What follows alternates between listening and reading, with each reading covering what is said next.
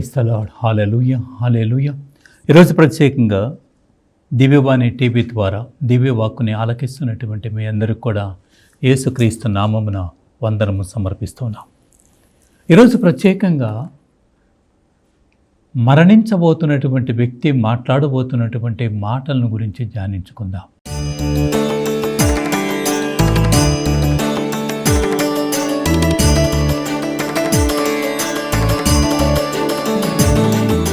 ఈ లోకంలో ఉన్నటువంటి ప్రతి ఒక్క వ్యక్తి కూడా ఏదో ఒక సందర్భంలో ఏదో ఒక సమయంలో మరణిస్తూ ఉంటాడు.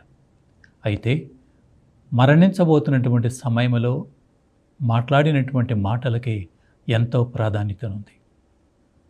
బైబిల్ గ్రంథంలో అనేక మంది మరణించారు.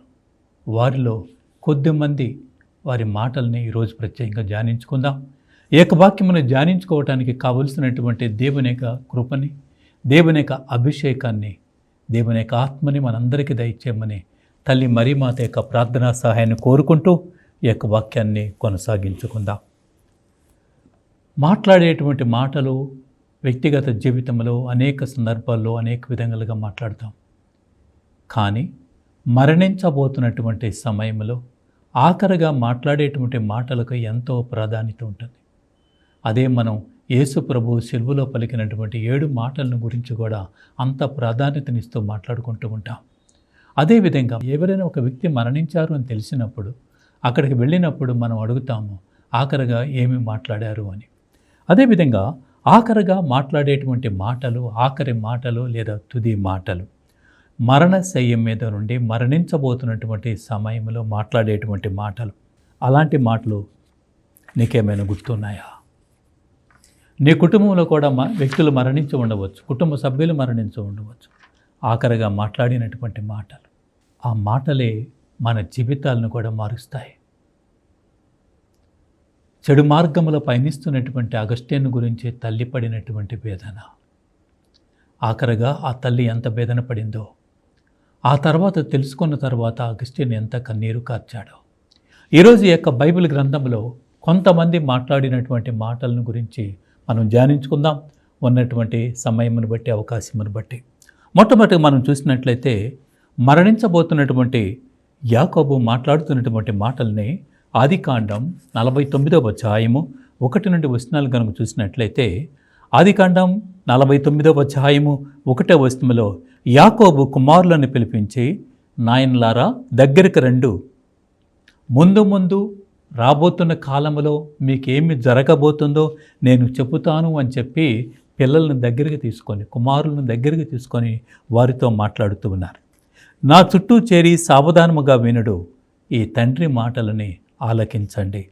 28వ వచనం మనం చూసినట్లయితే, యాకోబు వారిని ఒక్కొక్కరిని వరుసగా దీవించి చెప్పిన మేలి పలుకులివి. నేను కొంతకాలమునకు చనిపోయిదను, నా పూర్వీకుల ప్రక్కన నన్నును పాతిపెట్టండి. నేను చనిపోతాను, చనిపోయిన తర్వాత ఇదిగో నా తండ్రి అబ్రహాము కుమారుడు ఇసాకు వారు ఎక్కడ ఉన్నారో అక్కడ నా సమాధిని పెట్టండి, నా పూర్వీకుల పక్కన. కుమారులకు 33వ వచనములో చివరి మాటలు చెప్పి యాకోబు కాళ్ళు మంచం మీదకి లాగుకొనేను, అతడు తుది శ్వాస విడిసి తన పితరులను కలుసుకొనేను. ఇక్కడ యాకోబు పలికినటువంటి ఆఖరి మాటలు ఏమిటంటే, తన కుమారులందరినీ కూడా పిలిచి వారికి నేను మరణించబోతున్నటువంటి సమయంలో కొన్ని మాటలు మీతో మాట్లాడుతాను, మీకేమి జరగబోతుందో మీకు తెలియపరుస్తానని చెప్పి కొన్ని మాటలు మాట్లాడుతూ, ఆ తర్వాత తన కుమారులను అందరినీ కూడా పిలిపించి ఒక్కొక్కరిని కూడా దీవించినటువంటి విధానాన్ని మనం చూస్తున్నాం. నేను చనిపోతాను, చనిపోయిన తర్వాత నా తండ్రి పక్కన నా సమాధిని ఏర్పాటు చేయండి అని చెప్పి చెబుతున్నటువంటి మాటని మనం యాకోబు జీవితంలో చూస్తూ ఉన్నాం. అదేవిధంగా యాకోబు కుమారుడైనటువంటి యోసేపు తన జీవితంలో తన మరణశయ్య మీద ఉన్నటువంటి మాట్లాడినటువంటి మాటలను కూడా గమనిద్దాం.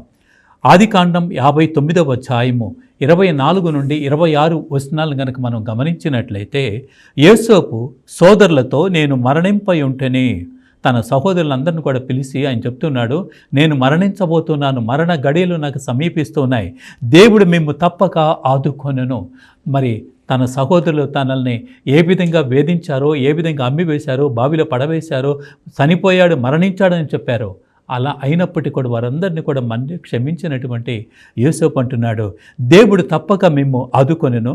ఆయన అబ్రహామునకు, ఇసాకునకు, యాకోబునకు మాట ఇచ్చిన దేశమునకే మేము కొనిపోవను. అబ్రహాముకి, ఇస్సాకు, యాకోబుకి ఏ మాట అయితే ఇచ్చాడో మిమ్మల్ని అందరినీ కూడా అక్కడికి తీసుకుపోతాడు అని చెప్పి మరణించబోతున్న సమయంలో యోసేపు తన సోదరులతో పలుకుతూ ఉన్నాడు. అదేవిధంగా ఆదికాండం 50వ అధ్యాయము 25వ వచనంలో దేవుడు మిమ్ము ఆదుకొనినప్పుడు ఏ దేశము నుండి నా అస్థికలను మీ వెంట కొనిపోండు. ఎప్పుడైతే మీరు వెళుతూ ఉన్నారో కానా ప్రాంతానికి, కానా దేశానికి వెళ్ళేటప్పుడు మీరు మీతో పాటు నా యొక్క అస్థికలను కూడా తీసుకొని వెళ్ళి అక్కడ పాతి పెట్టండి. నా తండ్రి సమాధి చెంత, తండ్రి సమాధి యాకోబు తండ్రి ఇస్సాకు తండ్రి అబ్రహాము, వారి చెంత ఇదిగో నా అస్థికలను కూడా పెట్టండి అని కుమారుల చేత ప్రమాణం చేయించుకుంటూ ఉన్నాడు. అదేవిధంగా 26వ వచనం మనం చూస్తున్నట్లయితే ఈ విధంగా పలికినటువంటి యోసేపు 110 సంవత్సరాలు జీవించి మరణించినటువంటి విధానాన్ని మనం చూస్తున్నాం. యాకోబు కానీ, యాకోబు కుమారుడు యోసేపు కానీ వారు మరణశయ్య మీద ఉన్నప్పుడు చెప్పినటువంటి మాటలు, మీరు ఇదిగో మా యొక్క అస్థికలను తీసుకొని వెళ్ళండి, మా తండ్రి చెంత మా సమాధులను ఏర్పాటు చేయండి అని చెప్పి పలికినటువంటి మాటల్ని మనం వింటూ ఉన్నాం. అదేవిధంగా మరొక మాటను కనుక మనం గమనించినట్లయితే ద్వితీయోపదేశకాండం 33వ అధ్యాయము 1 నుంచి వచనాలు కనుక మనం పరిశీలన చేస్తే, మోసే చనిపోకముందు ఇజ్రాయెల్ ప్రజలను దీవించను. తాను మరణించకముందు ప్రజల్ని దీవిస్తూ ఉన్నాడు. దేవుని సన్నిధిలో ప్రార్థన చేస్తూ ఉన్నాడు. 11వ వచనంలో, ప్రభు నీవు వారిని దీవింపుము. మోసే దీవించటం మాత్రమే కాదు, దేవుణ్ణి అడుగుతూ ఉన్నాడు, ఇదిగో ఈ ప్రజలందరినీ కూడా దీవించు తండ్రి అని చెప్పి ప్రార్థన చేస్తూ ఉన్నాడు. ఆ తర్వాత గోత్రాల వారీగా వారందరినీ కూడా నిలబెట్టి వారందరినీ కూడా పిలిపించుకొని గోత్రాల వారీగా వారి కోసం ప్రార్థన చేస్తూ ఉన్నాడు. అదే 34వ అధ్యాయం మనం గమనించినట్లయితే 34వ అధ్యాయం 1వ వచనంలో మోసేతో దేవుడు పలుకుతూ ఉన్నాడు, ప్రభు అతనికి ఆ దేశం అంతటిని చూపించను. ఏ దేశం అయితే ఇజ్రాయెల్ ప్రజలు వెళ్ళవలసి ఉందో ఆ దేశం అంతటిని కూడా మోసేకు చూపిస్తూ ఉన్నాడు. అందరూ వెళుతూ ఉన్నారు, మోసే వెళ్ళలేనటువంటి స్థితి. అందుకనే దేవుడు అక్కడి నుంచి చూపిస్తూ ఉన్నాడు. ఎందుకంటే దేవునికి వ్యతిరేకంగా మోసే పాపం చేశాడు. రాయితో మాట్లాడమంటే రాయిని కొట్టాడు 2 సార్లు. అది దేవునికి వ్యతిరేకం. కనుకనే ఆ పాపానికి తగిన విధంగా మోసే కానానికి వెళ్ళటం లేదు. అయినప్పటికీ కూడా మోసేకి ఆ కానా ప్రాంతాన్ని చూపెడుతూ ఉన్నాడు. 4వ వచనంలో, నేను ఆ నేలను నీకు చూపించితని, కానీ నీవచ్చటకు వెళ్ళచాలవు. దేవునికి వ్యతిరేకంగా ఎవరు ఏ తప్పు చేసినా, ఏ పాపం చేసినా దానికి తగినటువంటి శిక్షను అనుభవించవలసిందే. ఇదే మోసే జీవితంలో కూడా జరిగి ఉంది. ప్రభువు నిర్ణయించినట్లే మోసే మోవాబు మండలమనే గతించెను, చనిపోయెను. ఇది మోసేను గురించి. ఆ తర్వాత మనం గమనించినట్లయితే యెహోషువ గ్రంథంలోకి మనం వచ్చినట్లయితే యెహోషువ పలికినటువంటి పలుకులు, మరణ శయ్యం మీద ఉన్నటువంటి యెహోషువ ఏం పలుకుతూ ఉన్నాడంటే, యెహోషువ గ్రంథం 23వ అధ్యాయం మనం చూసినట్లయితే 1వ వచనంలో, యెహోషువ వృద్ధుడయ్యను. ఇంతవరకు ఇజ్రాయెల్ ప్రజలను నడిపించినటువంటి యెహోషువ వృద్ధుడయ్యను. ఆయన ఏండ్లు చెల్లిన మొదసలి అయ్యను, వృద్ధాప్యములో పండు ముసలిగా ఉండి ఉన్నాడు. 50 స్వయముగా మీ పక్షమున యుద్ధము చేశాను, కనులారో చూచితిరి. ఆ ప్రజలతో చెప్తూ ఉన్నాడు 3వ వచనంలో, 50 స్వయముగా మీ పక్షమున యుద్ధము చేశాడు, మీరు కనులారో చూచితిరి. కనుక మీరు మోసే ఆజ్ఞలను పాటించండి, మోసే ఆజ్ఞలను పాటించండి, అన్య జాతులతో మీరు కలిసిపోవద్దు అని ఒక హెచ్చరిక చేస్తూ ఉన్నాడు. మోసే ఆజ్ఞలను పాటించండి అని చెబుతూ అన్య జాతులతో మీరు కలవవద్దని చెప్పి హెచ్చరిస్తూ ఉన్నాడు. ఆ విధంగా చెప్పిన తర్వాత యెహోషువ కూడా మరణించను అనే మాటను మనం చూస్తూ ఉన్నాం. కనుక మోసే, యెహోషువ ఏ విధంగా మరణించి ఉన్నారో ఈ యొక్క వాక్యాల ద్వారా మనం తెలుసుకుంటూ ఉన్నాం. ఇంకా ఆ తర్వాత మనం పరిశీలన కనుక చేసినట్లయితే బైబిల్ గ్రంథంలో మరొక వ్యక్తిని మనం తీసుకున్నట్లయితే 2వ సమూయేలు గ్రంథం, దావీదు ఏ విధంగా మరణించాడో, దావీదు ఆఖరి క్షణాలు ఏ విధంగా ఉండి ఉన్నాయి అన్నది దావీదు జీవితంలో మనం చూసినట్లయితే 2 సమూయేలు గ్రంథం 23వ అధ్యాయము 1 నుంచి 4 వచనాలు మనం చూస్తున్నప్పుడు దావీదు తుది మాటలు ఇవి. అంటే దావీదు ఆఖరగా పలికినటువంటి మాటలు, దావీదు పలికిన ప్రవచనములు. ఏమని పలుకుతున్నాడంటే, 50 ఆత్మ నా మూలమున మాట్లాడును, 50 ఆత్మ నా మూలమున మాట్లాడును, ప్రభు మాట నా నాలుకపై నిలిచి ఉన్నది. ప్రభు యొక్క మాట నా నాలుకపై నిలిచి ఉన్నది అంటే నా నోట్లోంచి వచ్చేటువంటి మాట నా మాట కాదు, అది ప్రభు మాట. అంటే నా నాలుక మీద ఎవరి మాటలు ఉన్నాయంటే ఏమున్నాయంటే ప్రభు మాట ఉంది కనుక నా నోటి నుండి వెలువడే ప్రతి మాట కూడా అది ప్రభు మాట అని చెప్తూ ఉన్నాడు. అదేవిధంగా 5వ వచనం చూసినట్లయితే ప్రభు నా వంశమును దృఢముగా నిలుపును, నా వంశమును దృఢముగా నిలుపును, యావే నాతో నిత్య నిబంధన చేసుకొనేను. దేవుడు దావీదుతో చేసుకునేటువంటి ఒక నిబంధన, ఇదిగో నీ రాజ్యము కలకాలము ఉంటుంది, నీ వంశము వారే ఈ రాజ్యాన్ని పరిపాలిస్తారు అని కలకాలము. అందుకే మనం ఆనాడే కాదు ఈనాడు కూడా పరిపాలిస్తున్న ఎవరంటే యేసుప్రభు అంటున్నాం. అందుకే యేసుప్రభు ఎవరంటే దావీదు కుమారుడు అని పలుకుతూ ఉన్నాం. కనుక ఆ గుడ్డివాడు అంటున్నాడు, దావీదు కుమారా నజరేతు యేసయ్యా నన్ను కాపాడు, నాకు చూపునివ్వు అని చెప్పి ప్రార్థన ఎలుగెత్తి పిలుస్తున్నటువంటి మాటలు మనం వింటూ ఉన్నాం. ప్రభు నా వంశమును దృఢముగా ఉంచును. అదేవిధంగా దేవుడు కూడా ఇజ్రాయెల్ రాజ్యాన్ని దృఢముగా ఉంచాడు. 11 భాగాలు తీసేసిన ఒక్క భాగము ఆ యొక్క దావీదు వంశానికి ఇచ్చినట్టుగా మనం చూస్తూ ఉన్నాం. ప్రభు నా వంశమును దృఢముగా నిలుపును, యావే నాతో నిత్య నిబంధన చేసుకొనేను. మొదటి రాజుల గ్రంథం 2వ అధ్యాయము 1 నుండి 9 వచనాల్లో పరిశీలన చేసినట్లయితే దావీదునకు మరణము ఆసన్నము కాగా, దావీదునికి మరణం ఆసనం అంటే మరణించబోతున్నటువంటి సమయంలో కుమారుడైనటువంటి సొలొమోనును పిలిచి ఆ సొలొమోనుతో కుమారుడితో ఈ విధంగా పలుకుతూ ఉన్నాడు, నేను కనులు ముయ్యు గడియలు వచ్చినవి, నేను కన్నులు మూయి గడియలు అంటే నేను మరణించబోతున్నాను, ఆఖరి క్షణాలు నాకు వచ్చి ఉన్నాయి, ధైర్యముతో సామర్థ్యముతో మెలుగు. ఏమంటున్నాడంటే ధైర్యముగా ఉండు, సామర్థ్యంగా ఉండు, ధైర్యంగా మెలుగు, ఈ విధంగా జీవించు అని తండ్రి కుమారునికి చెబుతున్నటువంటి మాటలు. అదేవిధంగా మన జీవితాల్లో కూడా మన పెద్దలు కూడా మనకు చెప్తూ ఉంటారు, ఇదిగో నువ్వు ఈ విధంగా జీవించు, ఈ విధంగా నీ యొక్క జీవితాన్ని కొనసాగించు, ఈ పనులు చేయవద్దు, ఈ పనులు చేయని చెప్పి ప్రతి తండ్రి కూడా మరణించబోతున్న సమయంలో తన కుటుంబ సభ్యులకు తెలియపరుస్తూ ఉంటారు.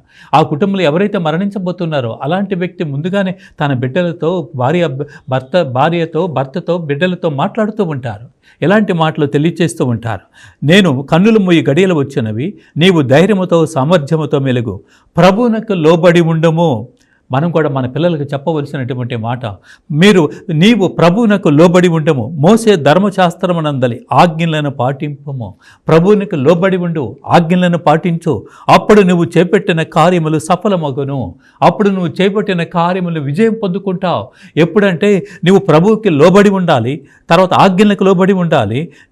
నీవు చెప్పినట్లు కార్యములు అంటే ప్రభువుకి లోబడి ఉంటే, ఆజ్ఞలకు లోబడి ఉంటే నువ్వు విజయాన్ని పొందుకుంటావని చెప్పి దావీదు మహారాజు పలుకుతూ ఉన్నాడు. ఈ మాటలు కేవలం దావీదు పలికేవే మాత్రమే కాదు, నేను కూడా మనం కూడా మన బిడ్డలకు చెప్పవలసినటువంటి మాటలు, మన తల్లిదండ్రులు మనకు చెప్పగలిగినటువంటి మాటలు. ఇదిగో నేను మరణించబోతున్నాను, నీ మీద మంచిగా ఉండు, దేవునికి లోబడి ఉండు, ఆజ్ఞలను పాటించు, అదిగో వారి దగ్గరికి నువ్వు వెళ్ళవద్దు, ఆ ప్రదేశానికి వెళ్ళవద్దు, ఈయన హితోపదేశాలతో కూడినటువంటి మాటలు. అదేవిధంగా తర్వాత దావీదు కన్ను మూసి తన పితరులను కలుసుకొనేను. ఆ మాటలు పలికిన తర్వాత దావీదు మరణించాడు. దావీదు జీవితంలో చూసినట్లయితే కుమారుడితో పలికినటువంటి మాటలు సొలొమోనుతో పలుకుతూ ఉన్నాడు, ఇదిగో నువ్వు దేవునికి లోబడి ఉండు, దేవుని ఆజ్ఞలను పాటించు. మరి సొలొమోను రాజు ఎంతవరకు లోబడి ఉన్నాడో, ఎంతవరకు ఆజ్ఞలను పాటించాడో మనకు తెలుసు. మొదటగా ఎంత దేవునికి లోబడి ఉన్నా ఆ తర్వాత చివరికి వచ్చేసరికి వృద్ధాప్యం వచ్చేసరికి దేవుని పట్ల విధేయత చూపలేదు, దేవునికి వ్యతిరేకంగా ప్రవర్తించాడు, రాజ్యాన్ని పోగొట్టుకున్నాడు. మరి అంత జ్ఞాని అయినటువంటి సొలొమోను తన జీవితం ముగింపు ఏ విధంగా ఉండి ఉన్నదో కూడా మనకి తెలుసు. కనుక దావీదు పలికినటువంటి మాటలు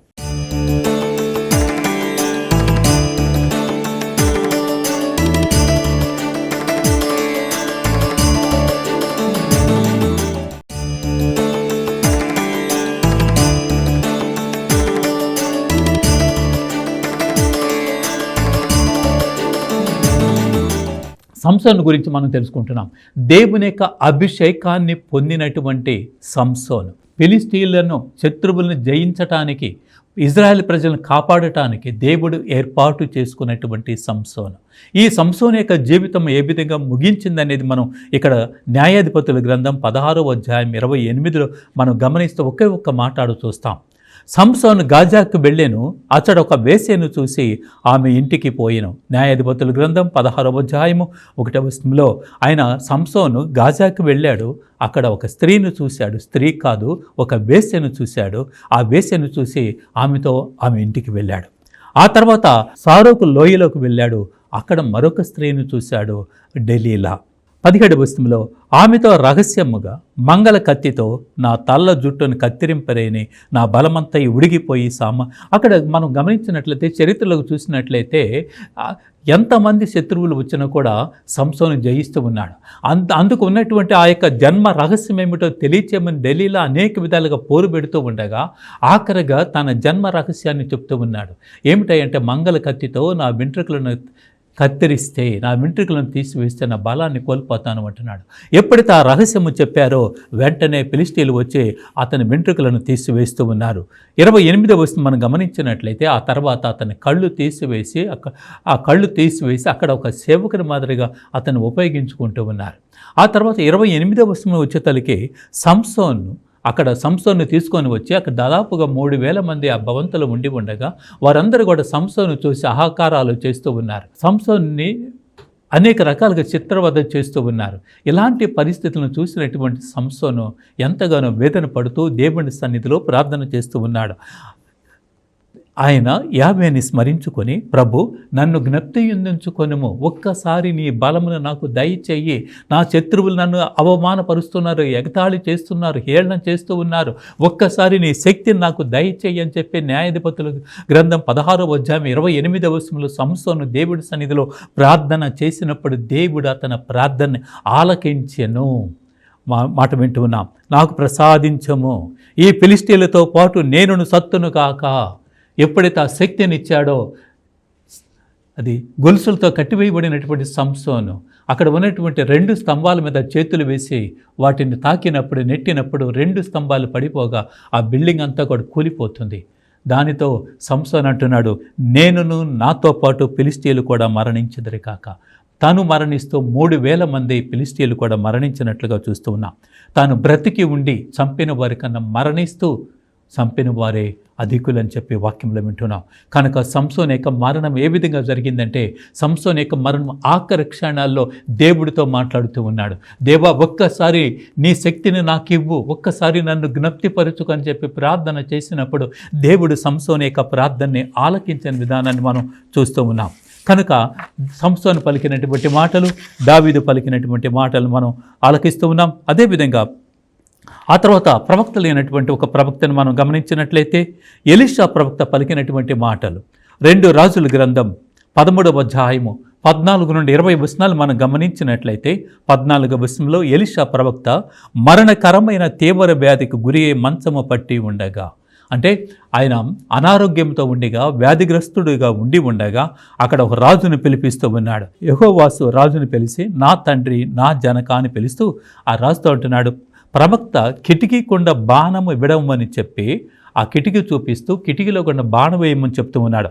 నీవు ప్రభు బాణానివి, నీ ద్వారా ప్రభు సిరియాను ఓడించు, నీవు ప్రభు బాణానివి, ఇదిగో నీ బాణాన్ని నువ్వు వెయ్యి అని చెప్పి కిటికీలోంచి చూపెడుతూ ఉన్నాడు. ఎలీషా ఆ విధంగా సిరియాను ఓడించవచ్చు అని చెప్తున్నాడు. 20వ వచనంలో ఎలీషా చనిపోగా అతని శవమును పాతిపెట్టారు.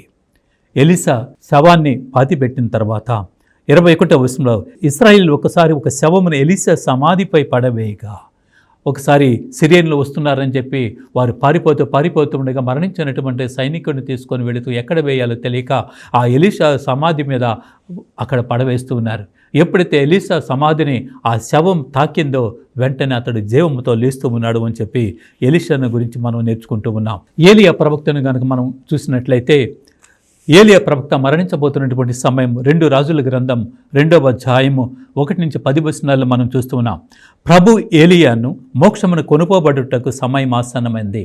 ఏలియా మరణించలేదు, ప్రభువే ఏలియాని తన చెంతకి తీసుకొని వెళుతూ ఉన్నాడు. ఏలియా ఎలీషాతో అంటున్నాడు, నువ్వు ఇక్కడే ఉండు, నేను వెళ్ళిపోతున్నాను, నాకు మరణం సంభవించింది, నేను వెళుతున్నాను, నువ్వు ఇక్కడే ఉండని చెప్పి ఎలీషాతో పలుకుతున్నటువంటి మాటలు. సజీవుడైనటువంటి యావే తోడు, నీ తోడు, నేను నిన్ను వదిలిపెట్టను. ఏలియా చనిపోతున్నానంటే ఎలీషా అంటున్నాడు, నేను నిన్ను వదిలిపెట్టను, నేను కూడా నీతోనే ఉంటాను. అప్పుడు ఏలియా అంటున్నాడు, నీవిచ్చట ఆగము, ఎలీషా సజీవుడైన యావే తోడు అంటున్నాడు. ఏలియా తన ఒంటి మీద నుండి గొంగలి తీసి చుట్టగా చుట్టి దానిని యొర్దాను జలమును మోదగా, ఏలియా తన ఒంటి మీద ఉన్నటువంటి గొంగల్లో ఉన్నటువంటి ఆ దుప్పటిని తీసి ఆ యొక్క యొర్దాను నది మీద ఆ దుప్పటితో కొట్టగా ఆ యొక్క నది 2 పాయలుగా చీలిపోతుంది. ఏలియా ఎలీషా ఇద్దరు కూడా పొడి నేల మీద నడిచి వెళుతూ ఉన్నారు. ఆ తర్వాత ఏలియా ఎలీషాతో, ప్రభు నన్ను కొనిపోకముందే నీకేమి ఉపకారము చేయవలెను, ప్రభు నన్ను తీసుకువెళ్ళకముందే నేను నీకు ఏమి చేయాలో చెప్పు, నువ్వు ఏ కావాలో కోరుకు అని చెప్పి ఏలియా ఎలీషాను అడుగుతూ ఉన్నాడు. అప్పుడు ఆయన అంటున్నాడు, నీ శక్తిలో 2 వంతులు నాకు దయచేయి అంటున్నాడు. అయితే నీ కోరికను తీర్చడం నాకు కష్టం. ప్రభు నన్ను నీ చెంత నుండి కొనిపోవునప్పుడు నీవు నన్ను చూతివేని నీ కోరిక నెరవేరును, చూడజాలనది నీ కోరిక నెరవేరదు. ప్రభు నన్ను తీసుకువెళ్ళేటప్పుడు నువ్వు కనుక నన్ను చూస్తే నీ కోరిక నెరవేరుతుంది అంటాడు. ఆ యొక్క నిప్పు రథాలు వచ్చి ఏలియాను తీసుకొని వెళుతున్నాయి. ఏలియాను తీసుకొని వెళుతున్నప్పుడు ఆ దుప్పటి కింద పడుతుంది. ఆ తర్వాత ఎలీషా ఆ దుప్పటిని తీసుకొని, ఇదిగో ఏలియా దేవుడి నామాన నేను చెప్తున్నాను అని చెప్పి ప్రకటిస్తూ నీటి మీద కొట్టగా ఆ యొక్క నీరు పాయలుగా మారిపోతుంది. కనుక ఎలీషా ప్రవక్తల గురించి ఈ విధంగా మనం తుది మాటలు వింటూ ఉన్నాం. లూకా సువార్త 2వ అధ్యాయం 25 నుంచి వచనాలు చూసినట్లయితే, యెరూషలేములో సిమియోనను నీతిమంతుడైనటువంటి దైవభక్తుడు ఉండెను, పవిత్రాత్మ తన యందు ఉండెను. పవిత్రాత్మ ప్రేరణ కలిగినటువంటి అతడు దేవాలయమునకు రాగా అదే సమయంలో బాలయేసుని దేవాలయంలో కానుకగా సమర్పిస్తూ ఉన్నారు. అప్పుడు సిమెయోను వచ్చి అంటున్నాడు, ఆ బాలుని తన హస్తములోనికి తీసుకొని దేవుడిని ఇట్లా స్తుతించాను, ప్రభు నీ మాట ప్రకారం ఈ దాసునిక సమాధానముతో నిష్కర్మింపము. నీ మాట ప్రకారం ఇంతవరకు నేను ఆ యొక్క బాల యేసును చూడాలనే దాని మీద ఇంతవరకు నువ్వు ప్రాణముతో ఉంచావు. ఇదిగో ఈ సమయం అయిపోయింది, నీ మాట ప్రకారం ఈ దాసునిక సమాధానముతో నిష్కర్మింపము అని చెప్పి దేవుని సన్నిధిలో ప్రార్థన చేస్తూ ఉన్నాడు. అదేవిధంగా యేసు ప్రభుని మనం గమనించినట్లయితే యేసు ప్రభు పలికినటువంటి ఆఖరి మాట గనక మనం గమనిస్తే మత్తయి సువార్త 28వ అధ్యాయము 18వ వచనంలో మనం చూస్తూ ఉన్నాం. యేసు వారితో, ఇక పరమలందు నాకు సర్వాధికారము ఇవ్వబడింది, ఇక పరమలందు నాకు సర్వాధికారము ఇవ్వబడింది. మీరు వెళ్ళి సకల జాతి జనులకు పితా పుత్ర పవిత్రాత్మ నామమున జ్ఞానస్థానం మొసుగుచు వారిని నా శిష్యులను చేయుడు అంటాడు. పునరుత్థానము చెందినటువంటి ప్రభు ఆరోహణం చెందబోతున్నటువంటి సమయంలో మత్తయి సువార్త 28వ అధ్యాయము 19వ వచనంలో సకల జాతి జనులకు పితా పుత్ర పవిత్రాత్మ నామమున జ్ఞానస్థానం మొసుకొనండి. 20వ వచనంలో నేను మీకు ఆజ్ఞాపించినదంతా వారు ఆచరింప బోధింపుడు, లోకాంతము వరకు సర్వదా నేను మీతో ఉందను. ఇదే యేసు ప్రభు ఆఖరిగా పలికినటువంటి మాట. లోకాంతము వరకు నేను సర్వదా మీతో ఉంటాను అని చెప్పి ప్రభు దేవుడు తెలియపరుస్తున్నటువంటి మాట. ఆనాటి నుండి ఈనాటి వరకు కూడా నిత్యము సర్వదా తోడుగా ఉన్నటువంటి దేవుడు. అదే వాక్యములో నీకు ఎవరు తోడుగా ఉన్నారు అంటే ప్రభు దేవుడు నీకు నాకు తోడుగా ఉండి నడిపిస్తున్నటువంటి దేవుడు. అపోస్తల కార్యములు 7వ అధ్యాయము 54 నుండి చూసినట్లయితే, విచారణలోని సభ్యులు స్తెఫాను చెప్పినది విని మండిపడి అతని వంక కోపముతో పటపట కరుగుతో ఏం చెప్పాడంటే, పరలోకములో తండ్రి చెంత యేసు ప్రభు ఉన్నాడు, ఆ యేసు ప్రభు నేను చూస్తూ ఉన్నాను అని చెప్పి చెప్తూ ఉన్నాడు. ఆ మాటలు విన్నటువంటి వారందరూ కూడా కోపముతో ఉగ్రత కలిగి ఉన్నారు. స్తెఫాను పవిత్రాత్మ దింపబడి పరలోకము వైపు చూడగా పరలోకము తెరవబడి ఉన్నది, మనుష్య కుమారుడు దేవుని కుడి ప్రక్కన నిలబడి ఉన్నాడు. మనుష్య కుమారుడు యేసు ప్రభు తండ్రి పక్కన నిలబడి ఉన్నాడు. ఈ మాటలు ఆయన చెబుతూ ఉన్నాడు. ఎప్పుడైతే ఆ మాటలు చెప్తూ ఉన్నారో వారు రాళ్లతో అతన్ని కొడుతూ ఉన్నారు. కొడుతూ ఉన్నప్పుడు ఆయన పలుకుతున్నాడు, ఆఖరగా పలికినటువంటి మాట, యేసు ప్రభు నా ఆత్మను గైకొనుము, యేసు ప్రభు నా ఆత్మను గైకొనుము అని చెప్పి యేసు ప్రభుని పిలుస్తూ ఆఖరి వచనంలో ఆపై మోకరిల్లి బిగ్గరగా, ప్రభు ఈ పాపమును వీరిపై మోపోకము, ఈ పాపము వీరిపై మోపోకము అని చెప్పి ఆయన మరణిస్తూ ఉన్నాడు, తుది శ్వాస వదులుతూ ఉన్నాడు. ఈ విధంగా మనం గమనించినట్లయితే ఇదిగో బైబిల్ గ్రంథంలో కొంతమంది వ్యక్తులు ఆఖరిగా మాట్లాడినటువంటి మాటలు మనం విన్నాం. మరి ఈ మాటలు మనం వింటూ ఉన్నప్పుడు ఒకనాడు ఇదే పరిస్థితి నీకు నాకు వస్తుంది, నీవు నేను కూడా మాట్లాడవలసి వస్తుంది. మరి ఏమి మాట్లాడటానికి నువ్వు ఇష్టపడతావు? మరణశయ్య మీద ఉన్నటువంటి నీవు ఒక్కసారి ఊహించుకున్నట్లయితే నీ బిడ్డలతో ఏమి మాట్లాడుతావు? అదేవిధంగా నీ కుటుంబ సభ్యులు నీతో ఏం మాట్లాడారు? మరణించినటువంటి నీ తల్లి కానీ తండ్రి కానీ ఆఖరిగా మాట్లాడినటువంటి మాటల్ని నువ్వు విశ్వసిస్తూ ఉన్నావా, నమ్ముతూ ఉన్నావా, ఆ మాట ప్రకారం నువ్వు జీవిస్తూ ఉన్నావా, లేకపోతే ఆ మాటలను విస్మరిస్తూ ఉన్నావా అనేది ఒక క్షణం ఆలోచన చేసుకుందాం.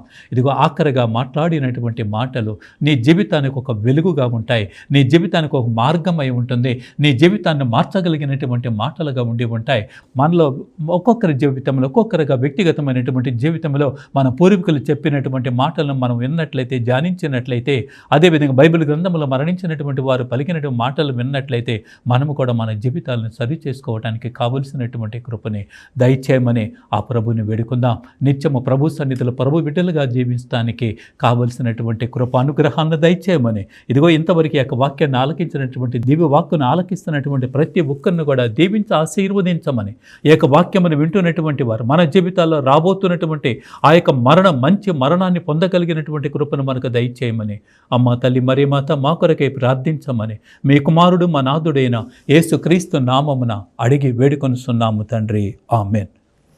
Praise the lord. ఈ యొక్క వాక్యమును ఆలకించిన ప్రతి ఒక్కరిని కూడా దేవాది దేవుడు దీవించి ఆశీర్వదించునుగాక. ఆమెన్. Praise the lord.